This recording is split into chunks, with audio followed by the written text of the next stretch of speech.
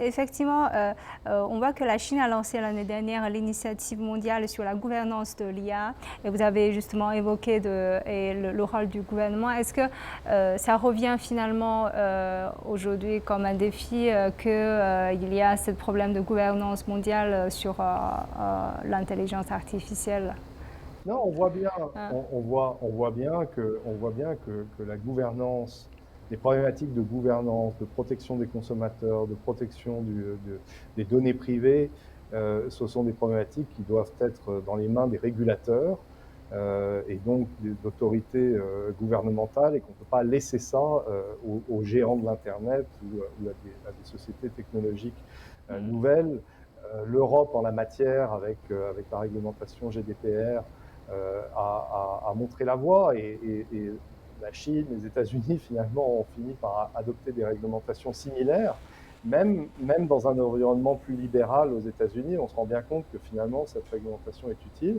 Parfois, certains acteurs se trouvent confrontés, en effet, à une réglementation plus stricte, mais qui est là pour protéger les entreprises, pour protéger les individus, et c'est le rôle des gouvernements que de comprendre ces sujets qui sont compliqués, d'anticiper et de réguler, quitte à ralentir un peu l'adoption.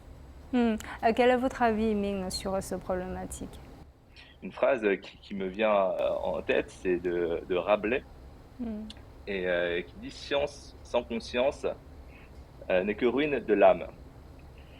Donc, en tant que chercheur qui développons de la technologie, il faut toujours avoir cet aspect de conscience qui dit maintenant comment les gouvernements traduisent ce mot conscience. Est-ce que c'est, on va dire, bénéfique, sûr et équitable?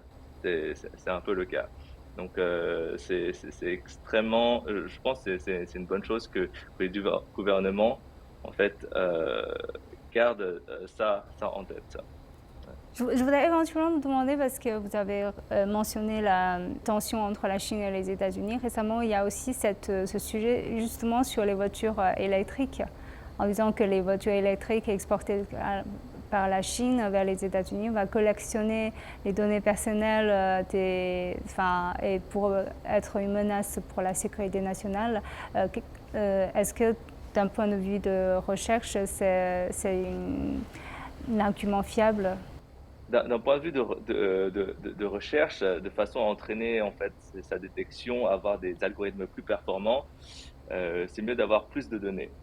Et plus les données sont diverses, plus on peut résoudre des cas, on va dire, qu'on ne rencontre pas tous les jours. Ça, c'est d'un point de vue recherche purement scientifique. Après, d'un point de vue plus implémentation, je sais que Apple, qui est qui vend ses téléphones partout dans le monde, a bien sûr un cloud, et les données du cloud en Chine, par exemple, restent en Chine. Donc, je pense que ce serait techniquement possible d'avoir la même chose aux États-Unis, avoir les données américaines qui restent sur le sol américain.